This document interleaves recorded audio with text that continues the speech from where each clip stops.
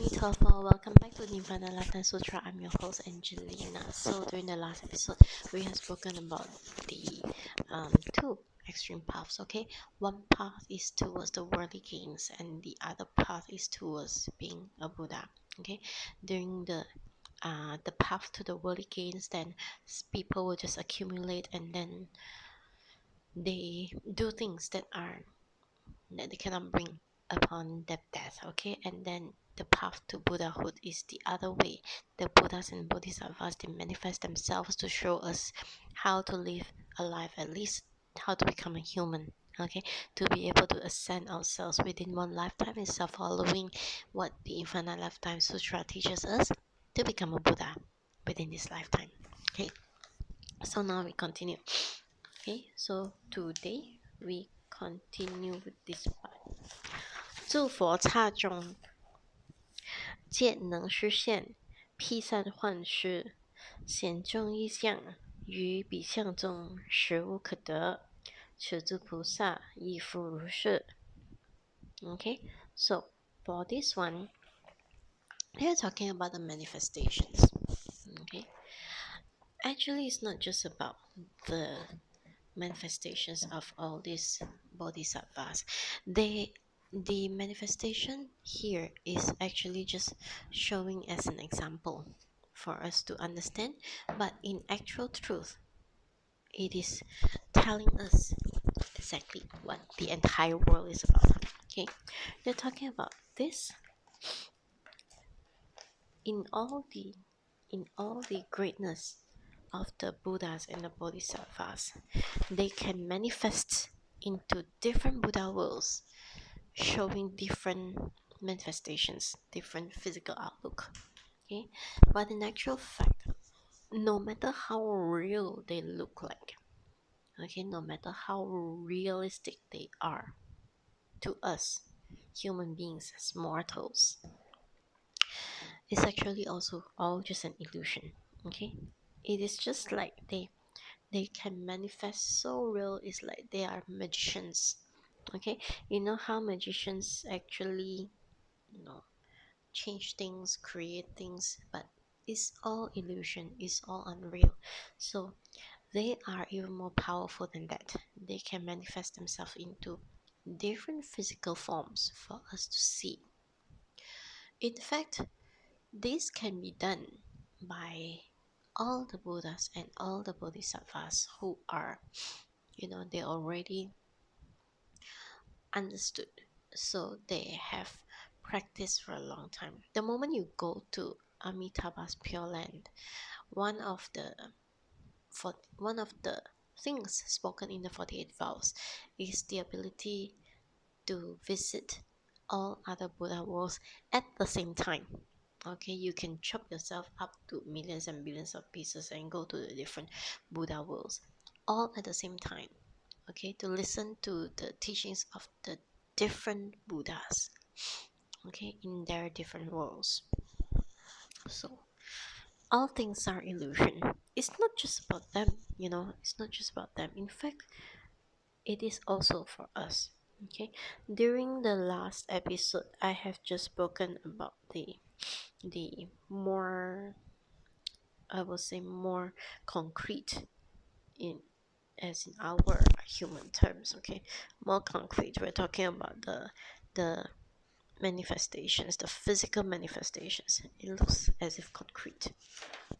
Okay, people earning and hogging money, people, saving a lot of things, buying a lot of things, and then wanting something so big, wanting all the grandiose stuff, wanting to chase people out of their own countries, right? Trying to not enough to own money or a big house, they try to earn an entire country, all those things. And now we're also looking at manifestations throughout history.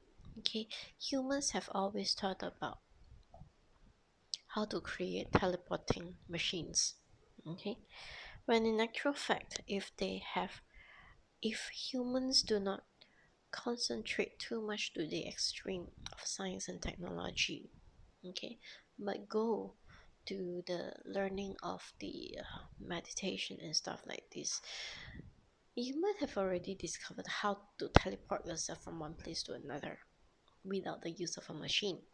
Okay, because when you think about the machines, what you are thinking about is how do you disintegrate the atoms of the body and reintegrating them into the proper physical form. You want to make sure that they will, you when you move one atom from one place to another, you want to make sure that it goes to the correct spot, okay, the exact same spot, instead of after when you go to a teleportation machine, this atom that's supposed to be your liver suddenly gets transported into, after the teleportation, then it becomes misplaced into that place that's supposed to be a heart cell and things like this.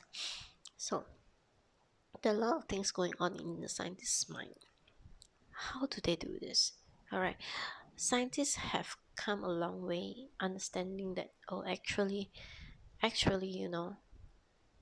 everything is just from the same single atom. Okay, the atom just moves. So if it is rapid movement, it is gaseous. If it is less rapid, moderately rapid, then it is liquid. And then if it doesn't move so much, doesn't vibrate so much, it is solid. Okay, so there are there are simple understanding like these, okay, that science have managed to get through, but science can only do at this moment that much. Okay, they're still thinking of an external device to do all this integration and the reintegration. Actually, if they can do this integration and reintegration, come to think of it, why is it that they still don't believe in reincarnation? Okay, maybe because reincarnation, they have this thought that the body just expires and then they plant it under the ground, but they didn't think of the energy matter. Okay, the energy matter which people sometimes will call it as the soul. They didn't think of this energy matter. Okay, all of us are actually, if we talk about Changji Guang, okay, in previous episodes I've spoken about this Changji Guang. So this Changji Guang was the original form of who we are, right, before our first birth, okay, before we were born by our parents into this world. Okay, so Changji Guang is what we would like to return to. All right, we return to become that energy source, that that form. Okay, can I call it a form? Okay, so Changji Guang, as I have explained earlier in previous episodes, if let's say we talk about, you just think of it as an energy source, you think of electricity. Okay, when you have the electricity, it stays dormant until you turn on the lights, then it manifests itself. Okay, it shows itself as lights. Okay, it heats up the filament and then, you know the lights show, or it can be used to power the fan, the motor of the fan, right? So it is exactly how we are. Okay, we are the energy, and the lights or the fan or the aircon or the rice cooker or whatever, they are the physical forms, just like how you see now this body with these eyes, this nose, this mouth, this hairstyle, whatever that you can identify with as Angelina. This is actually just like your object. Okay, so it can be me, it can be anyone else, right? But you identify as me, just like you identify the fan, the lights, the computer, the television, the whatever, rice cooker, oven, microwave, you just name it, you got it. Okay, but the energy source, that very energy, is the one that we try to return to, that one that is sitting right inside here, inside our heart. Okay, this is the one that during the first ignorance brought us into being in this world, brought the entire what the scientists speculate as Big Bang. Okay, one kaboom, and then the entire universe just appears. All many other universes just appears. There, how do I say it? Okay, because of this first ignorance, the first thought. I don't know what thought was that. Okay, I can't claim that I know what thought was that, but that very first thought manifested every single thing.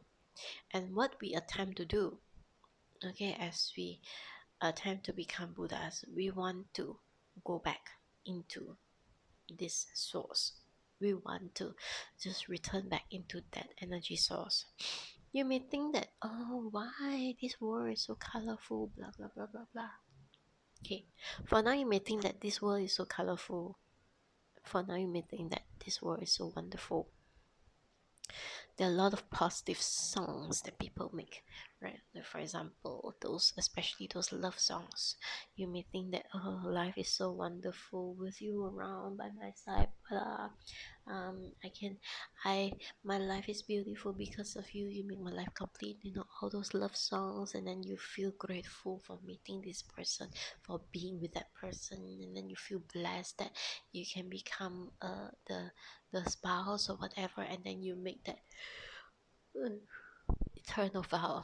Sorry for the yawn, because when I think of all these things, it's so boring to me. Okay, all this lovey-dovey stuff.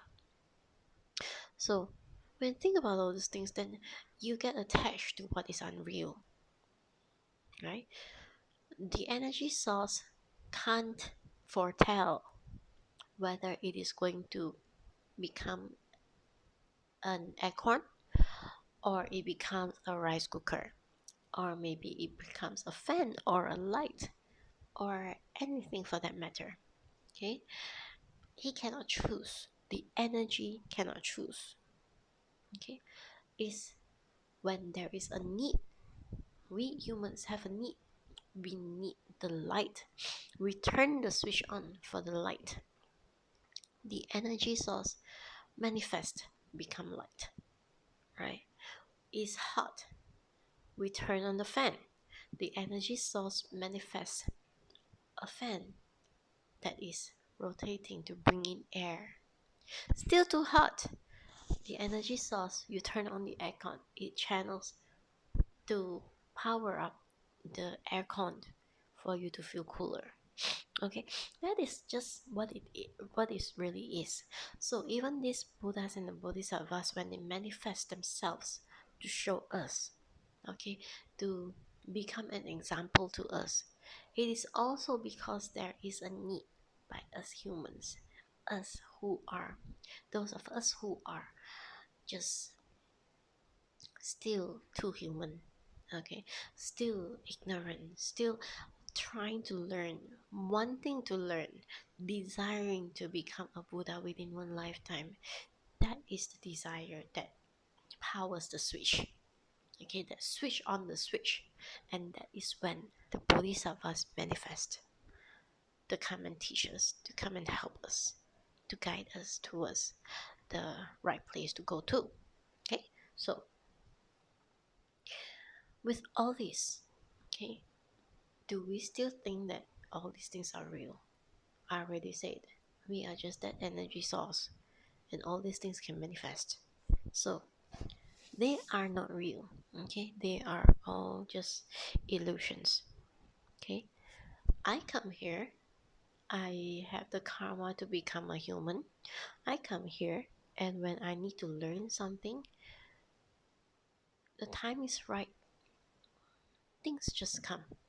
It manifests. The Buddhas and the Bodhisattvas, they'll find ways to manifest. Okay, I think I've shared my story before. Okay, or maybe those who have not watched my previous videos. When I started out in this lifetime, okay, my family was like half Buddhist, half Taoist, as most Chinese families are, especially in Malaysia. Half Chinese, half Taoist, and then I pray, but no, I pray to Om Mani Padme Hum, that is Quan Shu Pusa Avalokitesvara.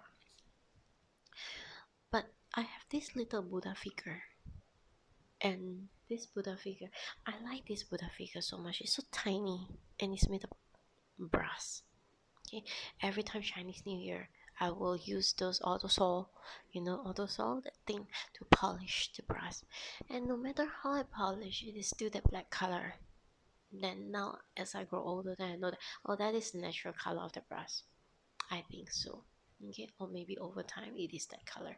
So all these things I have in contact. Okay, I just keep chanting Om Mani Padme Hum, Om Mani Padme Hum, even when I was young, without even knowing why I chant, without even knowing what I'm chanting about. Okay, but all these practices, and then I come into contact when I was a teenager, going into the university. I come in contact with the Theravada Buddhism. Okay, my dad went to this meditation center, right? And then there was a library, so I went there. I read some books, and I got involved in Theravada Buddhism. So I was like going through into a primary school stage. Okay, Theravada Buddhism is like a primary school stage. Mahayana is like a secondary school stage. And then when you come into the Amitabha Pure Land with its Infinite Lifetime Sutra, it is lifelong learning. So it is like your university stage, your pre-university stage, for you to enter into the um, university at Pure Land. Okay, this is like your pre-university. The exam is your lifetime. Okay, so I came in contact with them. I was also meditating, and after a while, I gave up because I thought that there are so many things going on. I just don't think that I can reach that level just by meditating alone, right? But somehow it is true, right? Some of the great gurus before my time, of course, before I even know them, right? Master Chinko has shared before that his elders was saying that out of so many practitioners, okay, you don't, those who practice Pure Land, you can see one or two being able to go into Pure Land in this current era. Okay, so entering into university is getting much harder over there, and then you don't see any achievers that are in meditation. If they just practice meditation, they aren't achievers anymore. Not like during the Buddha's time. During the Buddha's time, the meditators, they can go into the first, second, third, fourth jhana, and then they will become enlightened. They can become Sotapanna, they can become Sakadagami, Anagami, or even Arhat. These days they don't anymore. Okay, it's hard for them to achieve. Maybe Sotapanna, maybe Sakadagami, rare. Okay, but you don't get anyone that are real achievers anymore. So the only way is to chant Amitabha and follow this Infinite Lifetime Sutra. So all these things combined, right? There are like no other path for us, okay, to return to that one. So coming back to this, okay, all these examples, all these manifestations is actually to help us realize, okay, and to become a Buddha within this lifetime. It's all illusion, okay? All of us, this entire manifestation itself. Even you look at me, okay? I'm not real, okay? I'm talking about very, very vague. You watch me through your screen, which is on YouTube, which is on a server, a YouTube server. okay, which is probably many, many miles away from you, okay? And you don't see me physically, so even if you were to see me on the street, you might not recognize me because I may look different on camera compared to what I really am physically when you see me. Because a lot of people, they will say that they look at me on video, they think that I'm very tall. But actually I'm only 5 feet tall, right? So many people may not recognize me.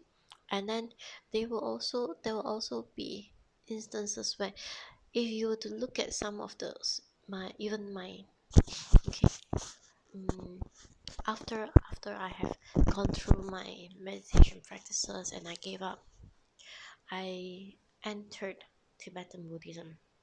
Okay, I met this feng shui master who was actually a family friend. Okay, from my fourth aunt until my mother. Okay, there were some incidences, and I was um with him for a while as his disciple under Tibetan Buddhism. But all along, I felt that he had put himself at a distance. There are not many things that he will teach me. Maybe because he know that I'm not going to be his um Tibetan Buddhism's disciple. Okay, I did wear the robe, and I wore the robe because one of his closest student, his assistant who was taking care of his shop for him at the time. He owns a feng shui shop. Okay, so this student was just actually she was trying to show off, somewhat mocking me, um, you know, by um, showing off that she has followed the master for so much, so she knows how to use the wooden fish, that tok tok tok thing, and also the bell thing. So she was demonstrating, and we were sitting there waiting for master to come back that day. So she was sitting next to me. She told me, "You do the tok tok tok, I do the cling cling," and then she was trying to show off her chanting. Actually, she wasn't really chanting; she was singing. Okay, when you do chanting, you are just chanting, but she was singing, and she thinks that all these things are like the musical instruments. So I let her play, but I was also playing along. But who knows when the master comes back? And another couple came in and they were asking master to teach, and then the master was saying that, "But you think so easy? You think that you can just take it out and then you start playing? Cannot, you need to wear the ropes." I was stunned at that moment. Then I confessed to him, "Master, I was playing with your wooden fish earlier." That's when he told the assistant, "Get her a piece of rope to wear." So that was actually my opportunity, When he opened up for his disciples to wear the robe, I was not in the list. Um, in fact, when asked, I just said, if master want me to wear, I wear, or if master don't want me to wear, then I don't wear. I'm like that. Okay, so I was not in the original list, but somehow I that incident, all right, inside his shop with a lot of Guan Yin was there, Guan Gong was there, a lot of Buddhas and Bodhisattvas. The statues were all there, and I was playing with it, and he asked that they make me a set of robes. So I wore the Tibetan robe. And in fact, I was, of that batch, I was actually the first one to be wearing the robe, to receive the robe. Okay, so that also, there was a lot of coincidences, right? I wore the robe and I went to a lot of his puja series. Okay, puja is the blessings prayers. So I wore the robe and I was following all the festive chants and everything. But I've never done a funeral chant before. Okay, yet that year the state government, Penang state government, invited him to do a huge puja for the 7th month. So he wanted to do this huge puja in the 7th month for the Hungry Ghost Festival using Tibetan chants. Okay, but there is a criteria. If you want to do that chant, you must be a robe bearer. I wore the robe, so I'm a robe bearer. I have done the pujas, but I've not done the funeral. So the third criteria I did not fulfill. And out of all these things, okay, for the manifestations to allow me to do things, somehow, suddenly, there was a funeral rite that the disciple asked the master to do. And the master did this funeral with Tibetan chant for the first time. And I was in this chant group for the funeral. And so I've managed to fulfill this just days before the state event. So that was how things will come into way. Okay, that was how things will manifest. In fact, when I was very young, when I was a teenager, when I was in my early 20s, I already told my family I want to become a nun. And my mom protested. She hated that idea. Okay, so I never managed to become a nun, because to become a monk or to become a nun, you will need to get your parental consent if they are still alive. So I never got my consent, so I could not be one. So somehow, even if I do not become a nun, I became a robe bearer. That way, the Tibetan way. There are just, if you meant to be, somehow the universe collects its own energies and manifests it to make it possible for you to go into that path. Okay, and then since after that one, there were a few other chants, and then somehow I got bored as well. Okay, I was like, okay, I'm doing a lot of chants, I'm doing a lot of things, but I am not able to become a Buddha within this lifetime doing this. That was my realization. And based on that realization, I again gave up. Right? I gave up. So I just declared I couldn't do this. And give me something else. Okay, give me something that is more solid, more powerful, something that I can become a Buddha within a lifetime, because I think if I die, I'm going to hell. That's true. If I die just like this, I'm going to hell. I know for myself, because I'm also preaching the health scenes talk. For those of you who do not know, you just look, there are a few episodes of the health scenes. I didn't even complete it yet, because somehow my obligation is to finish the Infinite Lifetime Sutra. So based on that, okay, at that time I was giving tuition to a child, okay, a teenage child, one that's already working. Not really a teenager anymore, he's working, but he has because of a previous accident when he was younger, then his mentality maintained at that age of about 6 or 7 years old, that mentality. Suddenly his mother just started talking to me, and then started approaching me and talk to me all this Buddhist stuff. And somehow she one day said to me that her master, until today I don't know who is her master, her master asked her to present the sutra to me. Not the Infinite Lifetime Sutra, but the Vajra Prajna Paramita Sutra, the Diamond Sutra, 金刚经. Gave me the 金刚经. But I was English educated. I couldn't understand a single word. Okay, I look at all those words. They were all in classic Chinese. I don't know what they're talking about. But somehow, okay, you give me that book. I just look at that. I stare at that for a long, long time, for many, many months. Okay, until one day, I just went on YouTube to search. Actually, not for that. I just wanted to search for how they read the book, right? Because I couldn't understand a single word. I don't know what they're talking about. They have the pinyin, but I'm not even sure what they're talking about. I needed someone else to read the book for me so that I can listen and I can understand. Right? When you listen and you have to concentrate at the same time how the pinyin sounds like, sometimes you might not get the meaning. So I needed that. And because of this search, I came across Master Ching Kong's talk on the Diamond Sutra.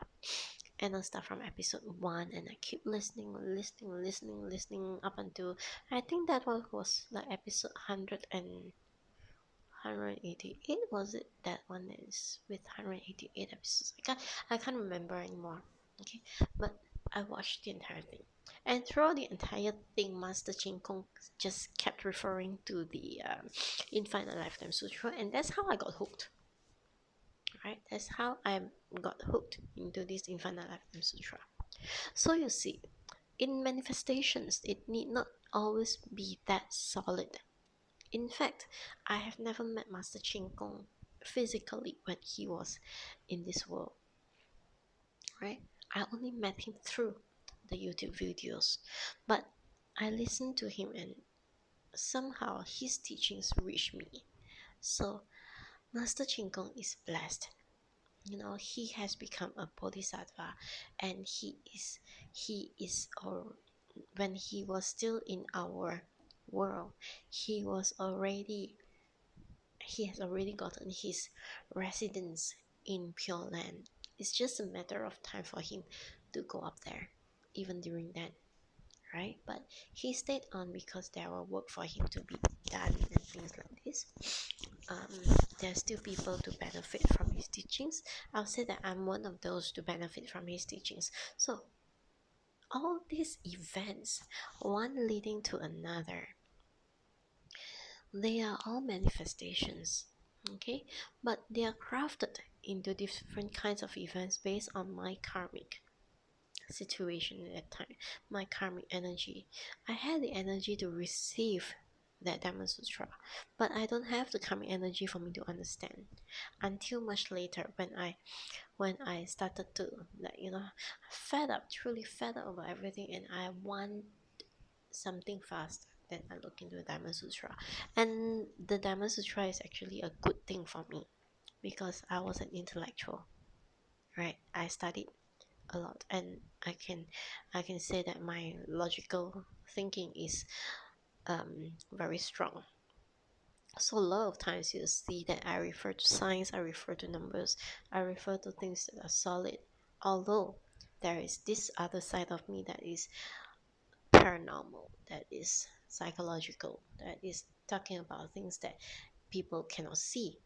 But all in all, it humbles me down. Okay, the Diamond Sutra humbles me down. And that was how things had happened for me. Okay, I don't know about other people. I don't know what kind of things actually humbled you to that situation for you to be able to accept the teachings of the Buddha through all these sutras and everything. I don't know what is your karma that led you to listen to this Dharma, this video that I'm making right now. I don't know, right? But you just have to look back at your own life, just like I have pondered back into my own life. Each time, in fact, every single job that I go to, right? Each time when I'm faced with a difficulty in a job, I just ask for help, okay, from the divines. I don't ask much for mortal help, but the divines just let me know that you're at the right place at the right time. So I was okay, trust the divines. They keep saying this, so I'll just listen to this. And indeed, right, one event leading to another, it just showed me, oh, I need to go through this before I can go to the next one. After I have reached the next one, then I realized this entire thing. So because of this realization, I begin to trust. Because I reflected, then I think back, oh, if without this event I won't have learned to do this, and I might have led a very simple life like any other human being. Like for example, at the time when I was in my early 20s, I got a job interview to go to Johor. that is like south, far away. And because of this, I went to ask the divines. The divine just said that if you go there, you will not be able to experience, you will miss out on some experiences. I was like, okay, so I don't want to miss out on some experiences. I don't want to alter. So that means that you can actually alter your path, right? Just like the Buddha altered his own path. He can be a universal monarch or he can become a Buddha. So between these two, he take the path of becoming Buddha. So for me, if I had gone to the interview in Johor and gotten that job, you might see me differently. I might not be who I am today. Okay, I might not be experiencing all these things that I'm experiencing. But indeed, after I have turned down that interview, things that happen one after another. Okay, as I sit down right here, I recollect back everything. I need to go through all those things to become what I am today. Otherwise, it will be missing links, it will be missing pieces. Okay, so the entire thing is I place my trust. Okay, it collectively it is meant for me to place my trust on Amitabha Buddha, place my trust on Quan Shu Yin Pusa, place my trust on Da Shi Zhi Pusa, on Pu Xian Pusa, on all these divines who are here to help me, who are here to guide me. Okay, so I want you to have that kind of trust as well. Okay, you just reflect back on your own life. Okay, if you have taken this route, you might not have encountered this, and your life might have been different. Okay, may take a longer route or a shorter route. Your destiny may still be the same, okay, unless you've done something really drastic to change it. But somehow, trust it. Trust the entire process. Trust the universe. Trust the Buddhas and the Bodhisattvas, for they manifest and they come to show us an example of how we should live our life. Okay, and so today I will say that I'm not successful, okay, because I'm still far, far away from becoming a Buddha. I can admit that I don't know, all right, I don't know yet when is the date when Amitabha Buddha will come and collect me. Okay, for those who have been successful, a beginner of Infinite Lifetime Sutra, a beginner of this practice with Amitabha, you may dream of Amitabha coming to see you as a sign of encouragement to say that you are in the right path. Okay, just visiting you in your dreams, in your sleep. That is an encouragement you're on the right path. Okay, but as you go along, you might not see him for a long, long time, or you might, if you are very good, then you will see it again and again. Okay, but there'll be a time, if you're successful, there will come a time when Amitabha will come to you and tell you exactly when he will come and collect you. I didn't see him for that yet, so I don't know yet. I'm still not successful, so I will continue to be to work my path until Amitabha comes and see me and to tell me when exactly he will come and collect me. Okay, so this is the end of today's episode. Until the next time we meet again, please take good care of yourself and chant Amitabha whenever you can. Alright, so stay calm, stay happy, take good care, and we shall see you again in the next episode. Bye for now. Amitabha.